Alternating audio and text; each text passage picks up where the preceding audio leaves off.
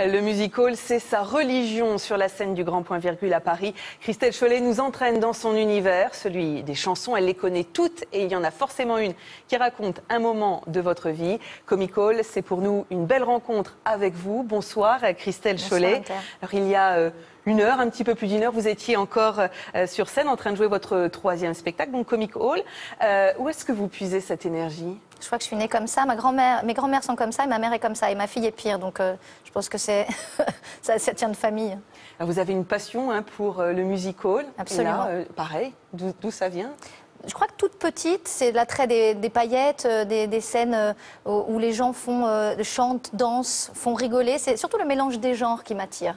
Vraiment. Parce que vous êtes autant une fan d'Edith Piaf que vous connaissez les dernières chansons des rappeurs. Ah mais bien sûr, mais j'ai des enfants, donc je suis obligée de passer par toutes les sortes de musique. Et j'aime toutes les sortes de musique, vraiment, des chansons. Ça se voit d'ailleurs dans votre spectacle. Hein. C'est un mix entre une comédie musicale et un one-woman show. J'ai vu le spectacle, on finit vraiment par chanter avec vous.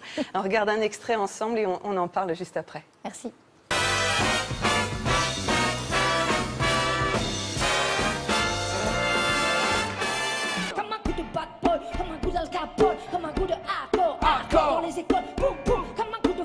J'ai les mots, comme un coup de boulette sur les ondes. Il y a quelques mois, je répondais à une interview pour la promotion de mon spectacle. Et tout d'un coup, le journaliste me demande « Qu'est-ce que vous pensez de la guerre en Ukraine ?» Il me demande ça à moi, car tout le monde le sait. Je suis une spécialiste des conflits géopolitiques en Europe de l'Est. Enfin, si je me teins en blonde, c'est bien pour éviter ce genre de questions. On est la génération de parents la plus sympa depuis Adam et Ève. Tiens, la preuve, avant, dès qu'un ado avait 18 ans, il partait de chez ses parents. Il débarquait un beau matin et leur disait « Mes chers parents, je pars. Je vous aime, je pars. » Aujourd'hui, un ado à 25 ans, il te dit « Mes chers parents, je reste. Je suis trop bien, donc je reste. » Alors l'histoire de ce spectacle, c'est aussi un peu la vôtre et la nôtre en même temps. Vous racontez, on vient de le voir, hein, les ados, les petits boulots, le chéri, les grands-parents. La vie, c'est votre source d'inspiration. C'est la meilleure source d'inspiration. C'est surtout pour faire rigoler. Je pense que si on n'est pas dans la vie, on ne peut pas faire rigoler parce qu'il faut faire rigoler avec des choses qui nous concernent. Donc, et puis on vit tous les mêmes choses. Quand on a des ados à la maison, et la preuve dans ce spectacle, c'est quand je fais mon sketch sur les ados et pour les ados, bah, tout le monde rigole parce que tout le monde vit la même chose.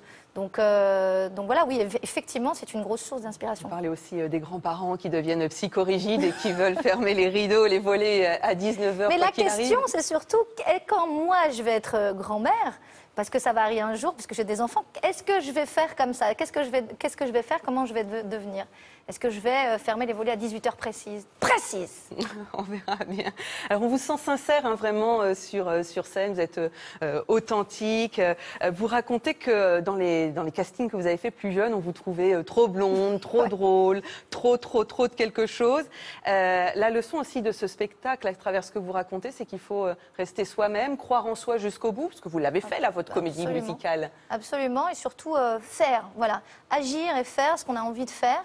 Et puis, ma foi, moi, j'ai de la chance parce qu'avec ce premier spectacle, l'Ampiafé, j'ai connu le succès. Ah et oui, plus de 800 000 spectateurs. Voilà. Enfin, à chaque fois, c'est ça pour vous, le succès. Et les gens me suivent, les spectateurs me suivent, et je les remercie d'ailleurs. Mais surtout, il faut faire, voilà, il faut agir. C'est pas parce qu'on se fait jeter d'un casting ou d'un entretien de boulot qu'il faut pas envisager d'autres choses. Et en faisant les choses par soi-même, je sais pas, ça marche peut-être. Là, vous rêviez de faire de la comédie musicale. C'est fait, votre prochain rêve? De la comédie musicale au cinéma? Au cinéma? Ou peut-être d'aller à New York faire de la comédie musicale. Broadway, en vrai. Merci Christelle Chollet d'être venue sur le plateau de Soir 3 Week-end. Alors je rappelle que Comic Hall, c'est à voir tout l'été et même bien après. Je vous le recommande, c'est vraiment un pur moment de bonheur.